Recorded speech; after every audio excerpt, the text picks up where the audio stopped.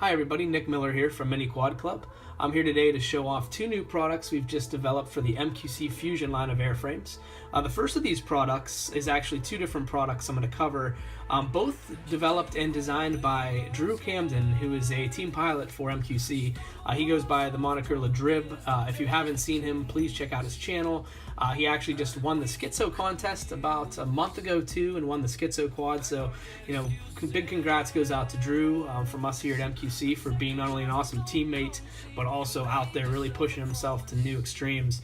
Let's just get right to it. So under this hat is two of the products that he designed. So the first is a mounting shoe for the MQC Fusion that allows you to use the stock cage at a 32-degree angle or 30-degree angle on the MQC Fusion that comes with the GoPro. So if you're a guy that wants to use the case that came with it, this actually locks it in place very, very well. Has a you remove the screw that comes with the GoPro case, put the case on top of the mount, slide the screw through, and you're done. And it provides a very, very secure platform for mounting your GoPro. Let me just give you an example here. So when you actually mount it, it sits flat against the back of the mount, so it can't go back any further. It holds that tilt, and it holds it very snugly actually. It doesn't move around. Some people asked about vibes and footage, things like that. Nothing like that. So if you're looking to use this, then you might want one of these. Next is something that's even way more exciting to me and hopefully to all of you as well. So after using that for a while, Drew had decided he really wanted to help design or to design a cage for the session for the Fusion. So what we have here is the first Drib branded product here at MQC. This is the new Drib Session Cage mount for the Fusion. He's been using these the last couple flights. He's going to have some video out with it. He's been really enjoying it. This has been designed the ground up by him. This here is in red and black. Let me move the black one out of here for a second so we can just take a look at this. So you can see on the bottom that each one's labeled with the degrees. This one's a 30 degrees, so you can see clearly. This is the degree that we've been testing, and we've been found to really provide a nice angle for acro. So that's the one we've released. You can see from the side profile, it's very weight conscious. The whole thing weighs in, I believe, at 13 or 14 grams, which is negligible. You really don't feel the difference between running this and another mount or no mount and a strap. It's very negligible. Also, you can see how flexible it is and how strong it actually is. While you're crashing and things like that, you're not going to have to worry about this thing breaking or ripping.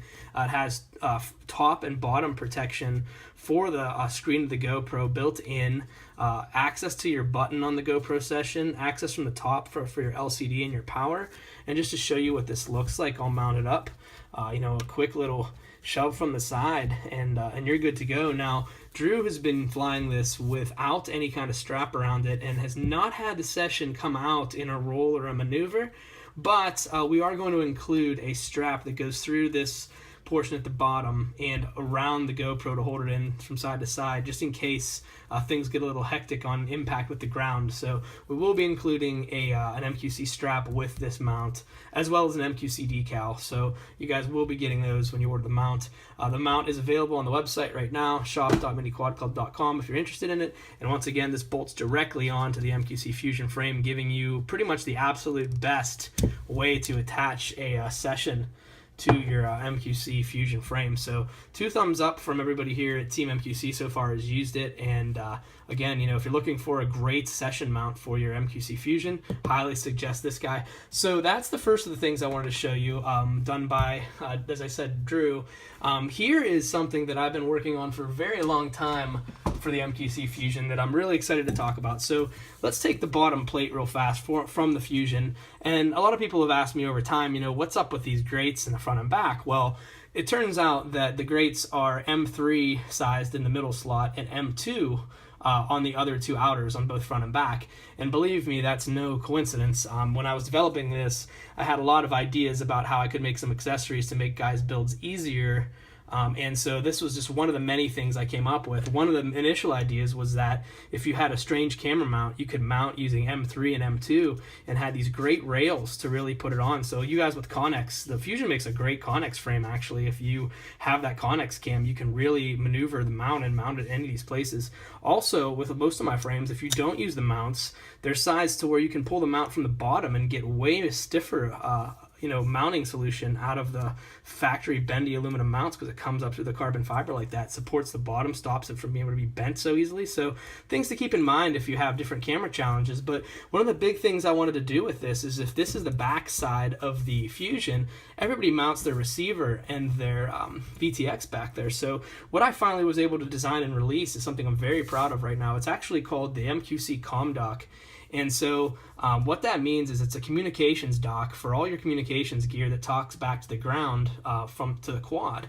And so what you have is a dedicated side for VTX mounting and a dedicated side for receiver mounting that is easy enough to install that you slide it down the rear two standoffs and lock the tab into place on the bottom of the frame, and that's it. That's how it mounts. Nice and simple. Provides great vertical mounting surfaces for both your receiver on this side and your VTX, and supports VTXs that mount from the top or the bottom with the SMA or RP-SMA connection.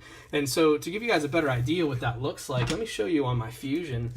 So here's my Fusion here, and you can see the ease of access. Here's the button. I mean, it's right here for the receiver, and I can clearly see all the LEDs and lights and everything I need to see right on the side right there. In fact, let me just plug in a battery so you can see for yourself the access level. Like, there it is. I mean, so for guys who are looking to get easy access when you're racing or flying with your buddies, or just have a bad channel, I mean, you can just reach right in and hit the button, and you can see the readout and everything. For those of you guys using screens, it's great too, because the screen can face towards you and you can see everything instead of having to dig between components. So the vertical mounting on this makes a lot of sense. Also, having the SMA connector go through the TPU, you can see that all the impact on the antennas is all stopped at this firewall here. So you're not going to have to worry about breaking off these connections on the inside of your VTX as you would if you were hard mounting it some other way. So big, huge advantage to using it. I mean, it really provides an extra level. I mean, certainly in a big, huge crash, something might be affected, but I tell you what, it's been very bulletproof so far. Flipping around to the other side, you can see a receiver mount where the receiver's vertical mounts right there, and there's two mounting points for antenna tubes to keep them separated at a 45-degree angle. And so what you're left with is this tail out the back. One of the big advantages is when you're going under trees, a lot of guys catch these when they're sticking straight up like a V pattern off the frames, and they get caught and get ripped out, and it's game over unless you have an extra. So to have this laid back like that, all this stuff can really take a lot of abuse. And more importantly, when you're flying a quad and your tail is up in the air like this, you certainly can see how it clears the carbon fiber a lot better than the average kind of way to mount it, where it's straight up, where it's not as far away from the carbon and everything else as possible. So a lot of great things come from just being able to mount things vertically like that. You're also getting a little bit more support underneath this top frame on impacts with the battery. And then you can see right here from the side shot how much more clean and balanced your Fusion installation becomes when you have all the weight of the front FPV camera on the front and then those two components on the back.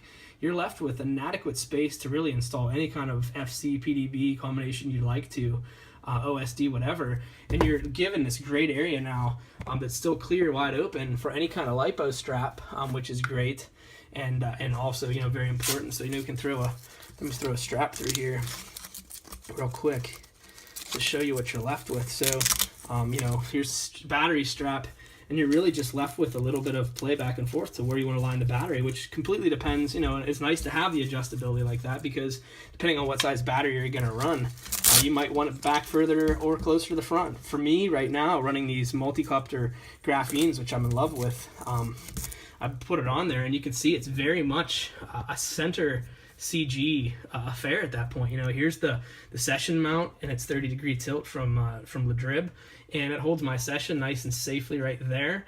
And then the battery's nestled right in there. A lot of space behind it. Gives you a good CG. If you have a longer 1500 pack, there's plenty of room for that, and to be able to adjust the strap accordingly, even with this new addition on the back, this CommDock. So really, really excited to be able to bring this to market. Really, really excited to see what you guys think of it. It's been working really well for us here at Team MQC, and hopefully you guys will really dig it. And also, another thing that's nice about it too, before I go, is that for those of you who are looking to go from a pre-built quad or an RTF like a immersion quad, vortex. This really gives you a great manual, I guess, so to speak, without having a manual on what goes where and how to mount it. When you buy this piece, you know that you're going to put your VTX here and your radio on the receiver on the other side, and so it really takes a lot of the guesswork out of your build and really keeps it very, very clean and serviceable. There's one wire tie holding both of those on together. You can use some double-sided tape if you want, as well as the wire tie. You could use 2 wire ties. I found that for maintenance and quick swaps, if I'm going to need to do anything, that one tie is fine. But that's it really helps condense the rear end of the build. So thank you guys for tuning in. Hope you guys enjoy the video. Hope you guys enjoy the products. Once again, that's the new Drib mount from Camden, and the new MQC CommDock from MQC. So enjoy both of these. They're both available at the shop.miniquadclub.com. And happy flying, stay safe, MQC for life.